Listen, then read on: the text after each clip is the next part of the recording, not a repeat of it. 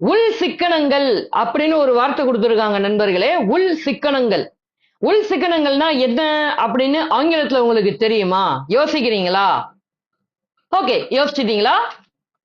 நானே சொல்லிட்டா? Internal economics of scale.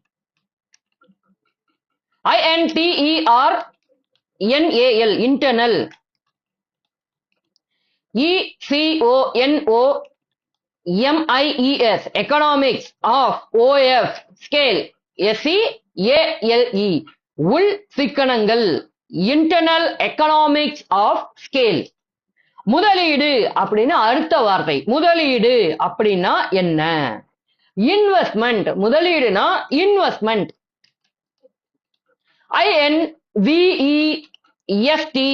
INVESTMENT, முதலீடு, இன்வெஸ்ட்மெண்ட்.